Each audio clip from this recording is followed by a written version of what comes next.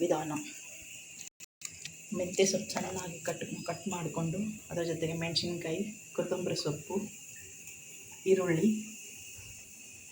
ಅಕ್ಕಿ ಹಿಟ್ಟು, ಗೋಧಿ ಹಿಟ್ಟು, ರುಚಿಗೆ ತಕ್ಕಷ್ಟು ಎಣ್ಣೆ, ಅದಕ್ಕೆ ಉಪ್ಪು, ರುಚಿಗೆ ತಕ್ಕಷ್ಟು ಉಪ್ಪು, ಮಸಾಲೆ ಪೌಡರು, ಅರಶಿನ, ಸ್ವಲ್ಪ ಖಾರ, ಗೋಧಿ ಹಿಟ್ಟನ್ನು ನಾದಿಕೊಂಡು ಚಪಾತಿಯಂತೆ ಲಟ್ಟಿಸಬೇಕು. ಸ್ಟೋವಲ್ಲಿ ಬೇಯಿಸಿ ಮೆಂತ್ಯ ಚಪಾತಿಯನ್ನು ಚೆನ್ನಾಗಿ ಬೇಯಿಸಬೇಕು.